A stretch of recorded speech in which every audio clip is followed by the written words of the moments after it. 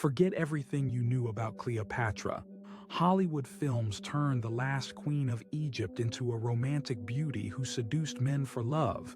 But the truth is so shocking that historians have been hiding her darkest secrets for centuries. Cleopatra, the seventh Cleopatra, was not that fatal beauty from legends. She was a cold-blooded political predator who turned her body into a deadly weapon. Every touch was calculated, every kiss, part of a grand plan to save the empire. And the price of this game turned out to be terrifying. Do you think you know the story of how the Egyptian queen seduced great Caesar and mighty Mark Antony?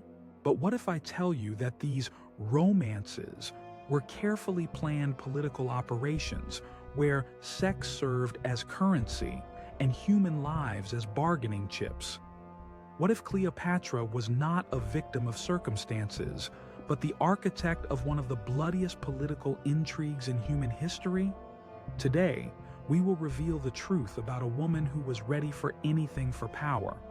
You will learn how she used ancient seduction techniques, turning men into puppets, how she played with the most powerful people of her time like pawns on a chessboard, and what monstrous price thousands of people paid for her ambitions.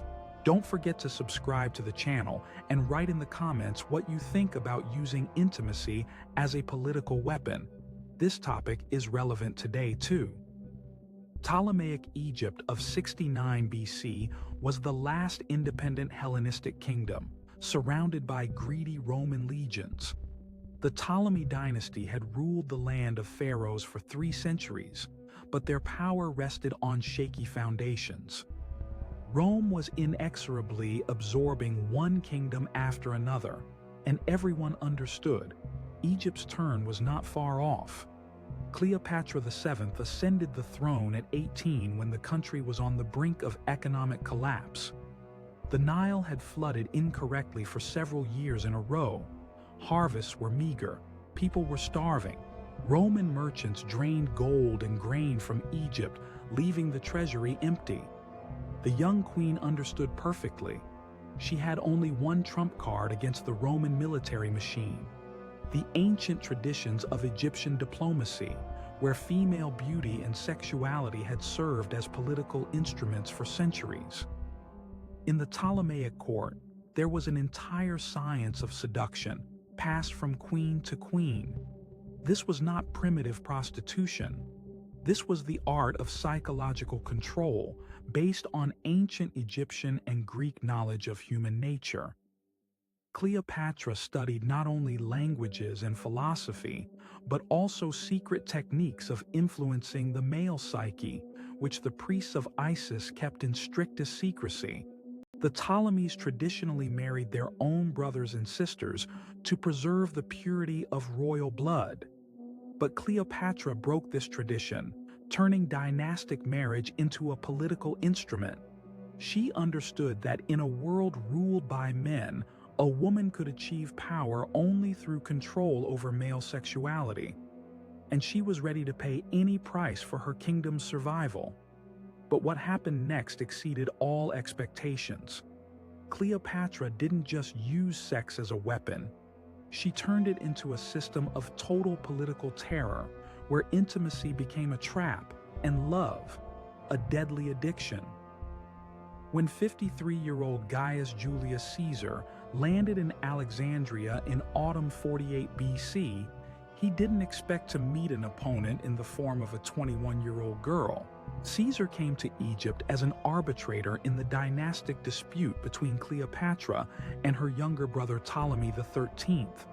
But the young queen prepared a trap for the Roman commander from which there was no escape. Cleopatra knew Caesar's weaknesses from reports of her spies in Rome.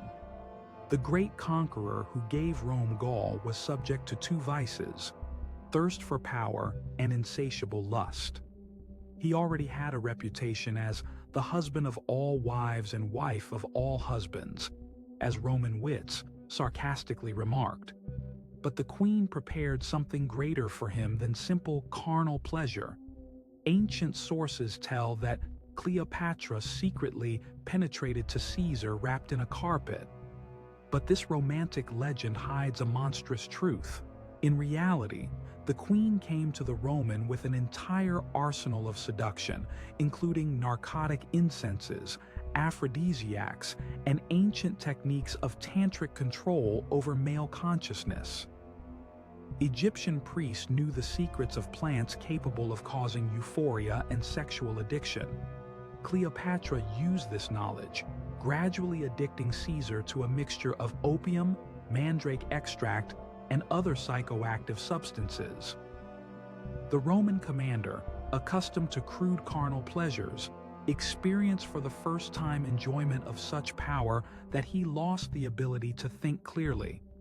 But chemical influence was only part of the plan. Cleopatra masterfully played on Caesar's psychological strings. She presented herself to him not just as a woman, but as a living embodiment of the goddess Isis, promising divine power over the entire Mediterranean. Caesar, who dreamed of becoming a god in life, believed these promises and fell into a trap of his own ambitions. The nights they spent together turned into sessions of sophisticated psychological programming. Cleopatra didn't just make love with Caesar.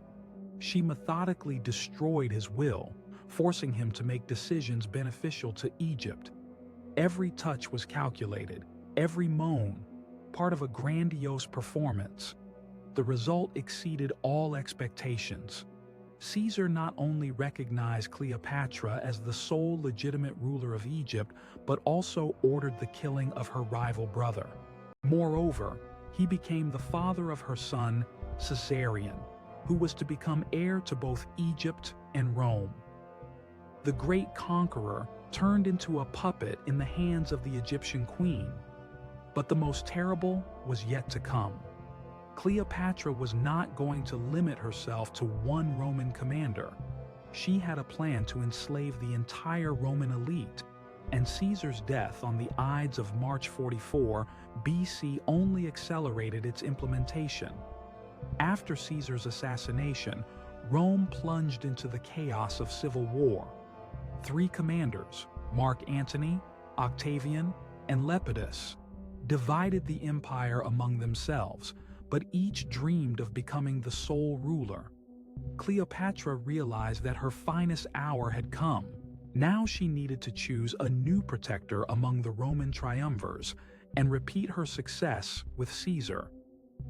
The choice fell on Mark Antony, a charismatic commander controlling Rome's eastern provinces.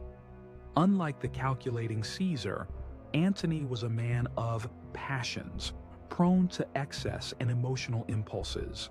For Cleopatra, he represented an even more pliable target. The meeting of the queen with Antony in Tarsus in 41 BC became one of the most grandiose spectacles of antiquity. Cleopatra arrived on a golden barge, dressed as the goddess Aphrodite, surrounded by Cupid boys and Nereid girls. The entire city was enveloped in clouds of incense, and the air filled with sounds of harps and flutes. This was not a simple diplomatic meeting. This was a carefully staged operation to capture male consciousness. But beneath the magnificence of the ceremony lay a sophisticated system of psychological influence. Every detail of the spectacle was calculated to suppress Antony's will. The incenses contained narcotic substances, music affected the subconscious with special rhythms, and Cleopatra herself used ancient hypnosis techniques known to Egyptian priests. Antony, accustomed to Roman simplicity, was stunned by the luxury and refinement of the Egyptian court, but he was even more amazed by the queen herself. Unlike Roman matrons, Cleopatra was an educated woman who spoke 9 languages and understood philosophy, mathematics, and astronomy. She could converse with Antony for hours on any topic, gradually winning his trust and admiration. The nights they spent together became a revelation for Antony. Cleopatra possessed ancient love techniques described in secret scrolls of the Temple of Isis. She knew how to bring a man to such ecstasy that he lost connection with reality. But most importantly, she knew how to link physical pleasure with emotional dependence, turning her partner into an obedient slave to her will. The result didn't take long. Antony abandoned state affairs and plunged into the abyss of Alexandrian pleasures. He spent days in drinking and orgies, and nights in the arms of the queen, who methodically destroyed his Roman identity. The great commander was turning into an Eastern despot, ready to sacrifice Rome's interests for the whims of his Egyptian mistress.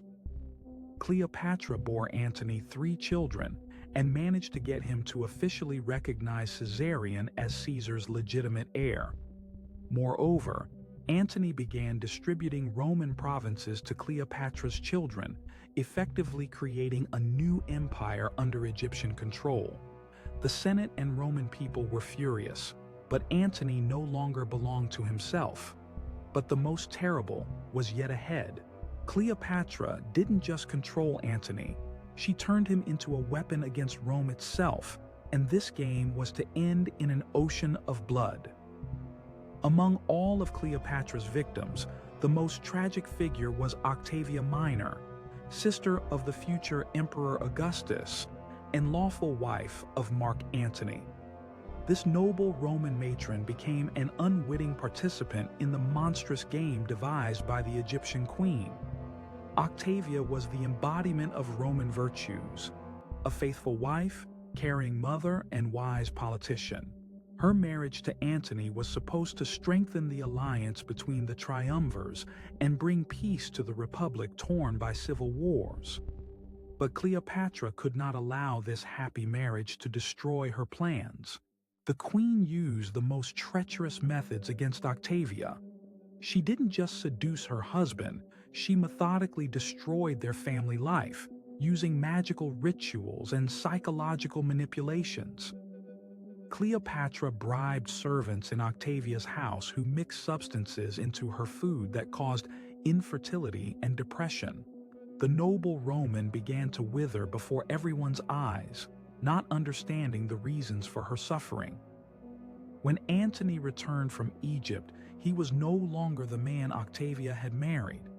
Cleopatra had so altered his consciousness that he began to perceive his own wife as an enemy. Roman virtues seemed boring and primitive to him compared to Alexandria's refined vices. Octavia tried to return her husband's love but fought an invisible enemy. Cleopatra continued to control Antony from a distance, using letters soaked in narcotic substances and specially trained agents. Every time Antony began to return to normal life, the Egyptian queen intensified her influence. Octavia's tragedy reached its climax when Antony publicly divorced her and officially married Cleopatra. This was not just a personal insult, it was an act of betrayal against Rome and its values.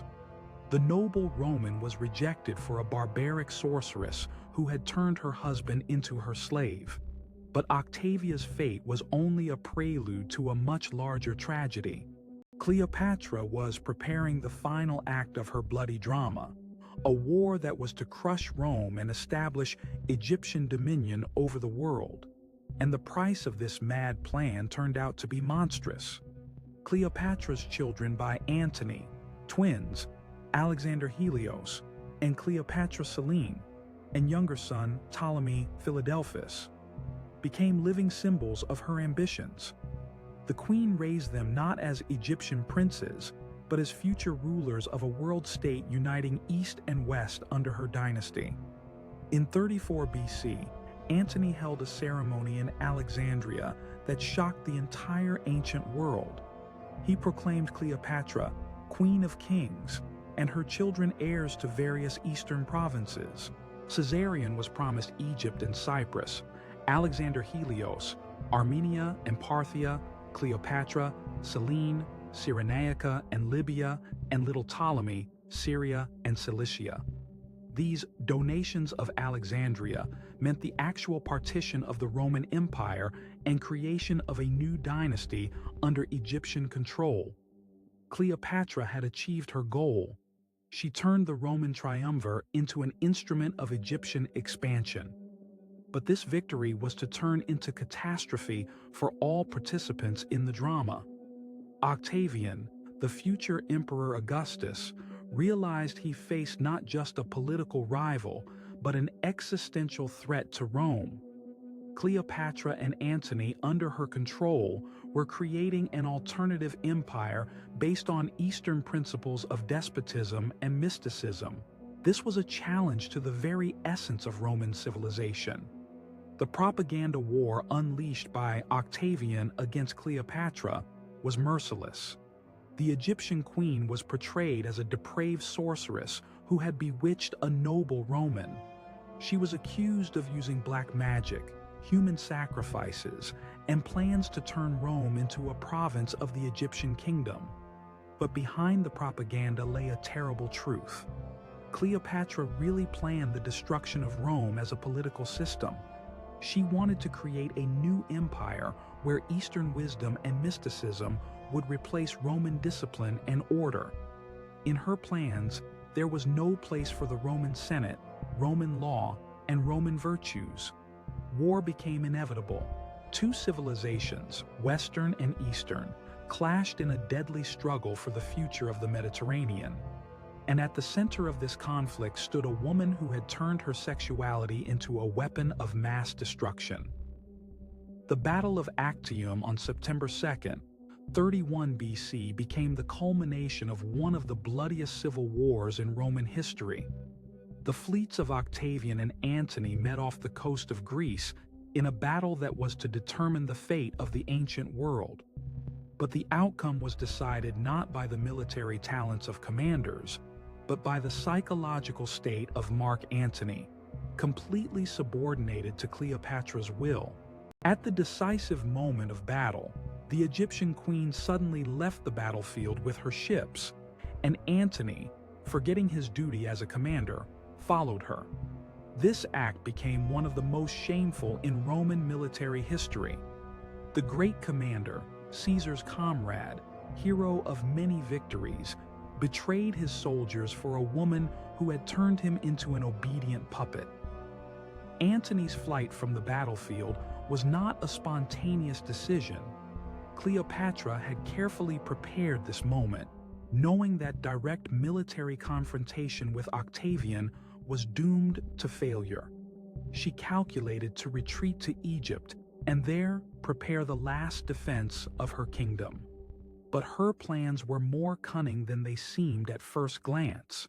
In the secret archives of Alexandria were stored documents about Cleopatra's secret agreements with Parthian kings and other enemies of Rome.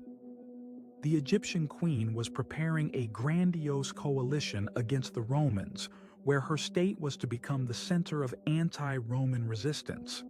She planned to turn the Mediterranean Sea into a battlefield of civilizations. After the defeat at Actium, Antony finally broke psychologically.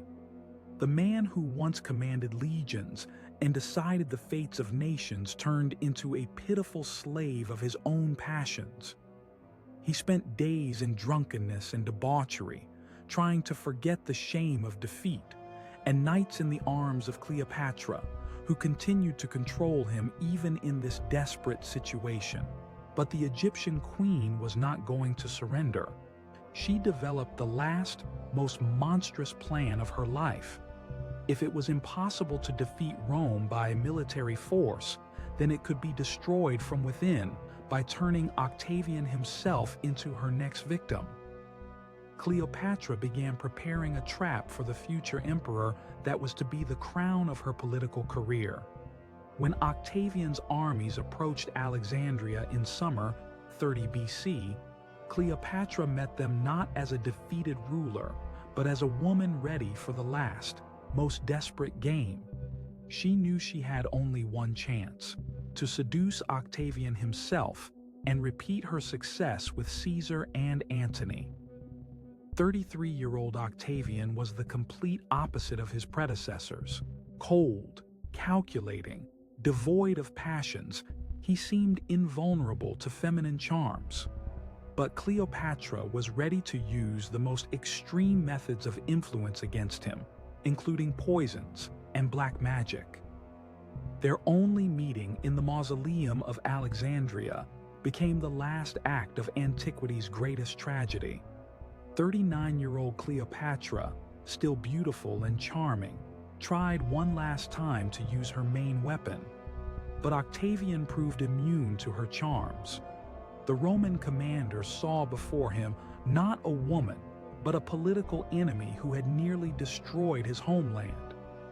Realizing that her last game had failed, Cleopatra made a fatal decision. On August the 12th, 30 BC, she committed suicide by snakebite or poison. Her death became the end not only of the Ptolemy dynasty, but of an entire epoch in Mediterranean history. But even in death, Cleopatra dealt Rome a final blow. Her suicide turned the Egyptian queen into a symbol of resistance to Roman rule, and her romanticized image for centuries inspired enemies of the empire. The woman who used sex as a political weapon became a legend that overshadowed the memory of her victims.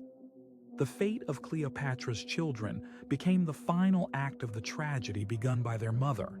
Caesarion, the 17-year-old son of the queen and possibly Julius Caesar, was executed on Octavian's orders. The future emperor could not allow the existence of a potential claimant to the throne bearing the name of the great dictator. Alexander Helios and Ptolemy Philadelphus disappeared without a trace after the conquest of Egypt. Historians still debate their fate, but most believe the boys were secretly killed by Octavian's agents. Romans could not risk leaving alive the sons of Mark Antony, who could become banners of anti-Roman resistance. Only Cleopatra, Selene, escaped death, but her fate was no less tragic. The 10-year-old girl was taken to Rome, where she was raised in the house of Octavia, that very woman whom her mother had deprived of a husband and happiness. The irony of history was that the noble Roman showed more mercy to her rival's daughter than the Egyptian queen had shown to her family. Cleopatra Selene grew up Roman, forgot the Egyptian language and Egyptian customs. Later, Augustus married her to Mauritanian King Juba II, turning her into a political instrument of Roman diplomacy. The last princess of the Ptolemy dynasty became a puppet of the very system her mother had fought against. The tragedy of Cleopatra's children showed the true price of her political games. The woman who claimed to create a great empire for her offspring actually doomed them to death and oblivion. Her ambitions turned into a curse for those she supposedly loved most in the world. Mark Antony, learning of Cleopatra's suicide, also took his own life by falling on his sword. His death became the end of one of the most shameful chapters in Roman history. The great commander who could have become emperor turned into a despised traitor who preferred a barbarian mistress to his homeland's interests. But Cleopatra's most terrible victim was civilization itself. Her actions led to the final collapse of the Roman Republic and establishment of the imperial regime. Octavian, becoming Emperor Augustus, created an autocratic system that lasted 5 centuries. The freedom for which generations of Romans had fought was sacrificed to the necessity of defense against external threats, embodied by the Egyptian queen. Cleopatra's legacy proved much more complex and contradictory than it seems at first glance. Her story became a warning about how personal ambitions and sexual manipulations can destroy great states and change the course of history. But simultaneously, her image turned into a symbol of female power and resistance to male domination. For 2,000 years, Cleopatra's story was transmitted exclusively by Roman and Greek authors who portrayed her as a treacherous seductress and enemy of civilization. Egyptian sources were destroyed or lost, so we know about the last queen of the pharaohs only what her victors told us. Modern historians try to reconstruct a more objective portrait of Cleopatra, but this task is extremely difficult. Too many documents were destroyed. Too many witnesses died in the fire of the Alexandrian library and subsequent wars. We can only guess what this remarkable woman was really like. Archaeological discoveries of recent decades shed new light on Cleopatra's era.